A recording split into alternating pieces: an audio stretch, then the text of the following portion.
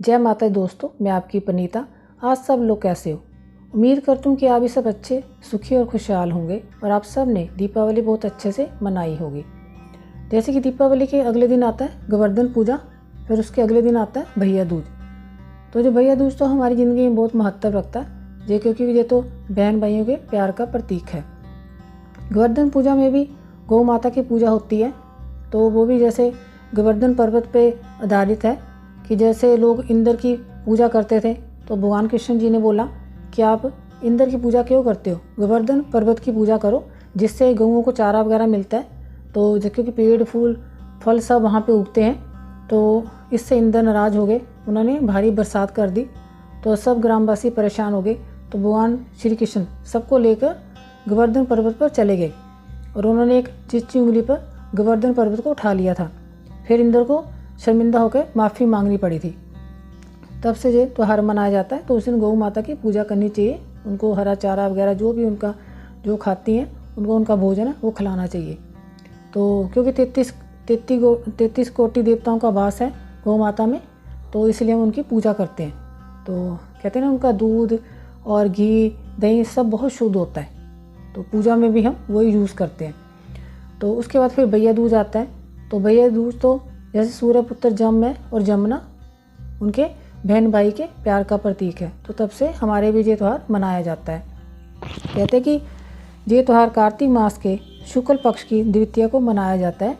भैया दूज भाई बहन के प्यार का प्रतीक है। इस दिन भाई बहन को साथ साथ जमुना में स्नान करना चाहिए, तिलक लगवाना चाहिए और बहन के घर भोजन ग्रहण करना अति शुभ फलदायी होता है। बहन भाई की पूजा करके उसकी लंबी आयु की कामना करती है। हाथ जोड़कर जमराज से प्रार्थना करती है कि मेरे भाई की रक्षा करना, उसको तंदुरुस्ती देना, दीर्घायु देना। तो ये वो कामना करती है। इसी दिन जमुना जी ने अपने भाई जमराज को अपने घर बुलाकर तिलक लगाकर भोजन करवाया था, इसीलिए इसे जम द्वितीया भी कहते हैं। इस दिन यथाशक्ति बहन को उपहार भी देना चाहिए। तो एक छोटी सी कथा है कि लोग इस दिन व्रत भी रखते हैं। तो एक छोटी सी व्रत कथा भी इस दिन की कि इसे भगवान सूर्यदेव की पत्नी का नाम संज्ञा देवी था। उनकी 2 संतानें थी, पुत्र यम और पुत्री जमुना। सूर्य की पत्नी संज्ञा अपने पति की उद्दीप्त किरणों को ना सहने के कारण उत्तरी ध्रुव प्रदेश में छाया बन के रहने लगी। इसी छाया से तृप्ति और शनिचर का जन्म हुआ।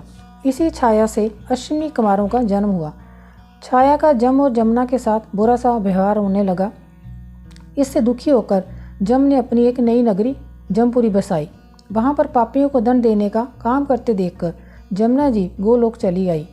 बहुत समय बीत जाने पर एक दिन जम को अपनी बहन की याद आई, तो उन्होंने अपने दूतों को भेजकर जमुना की खोज करवाई, पर कुछ पता नहीं चला। फिर जम स्वयं गए और जहाँ विश्राम घाट पर जमुना जी से भेंट हुई। भाई को देखकर जमुना ने प्रसन्नचित्त होकर भाई को भोजन करवाया। प्रसन्न होकर जम ने वर मांगने को कहा। जमुना ने कहा, भाई मुझे ये वरदान दो कि जो लोग आज के दिन बहन के जहाँ आकर भोजन करके मथुरा के विश्राम घाट में स्नान करेंगे, वह जमलोक को नहीं जाएंगे। जमराज ने इसे मान लिया। भाई दूज वाले दिन भाई बहन के घर जाकर भोजन ना करें तो मैं उसे बांधकर जमपुरी ले जाऊंगा और तुम्हारे जल में स्नान करने वालों को स्वर्ग प्राप्त होगा। ये कथा तभी से चली आ रही है। तो तभी से ये कथा चली आ रही है कि भाई अपने बहनों के घर आते हैं। बहनें भी अपने भाइयों के लिए अच्छे अच्छे पकवान बनाती हैं, तो उनके तिलक करती हैं, फिर भाई को भोजन करवाती हैं।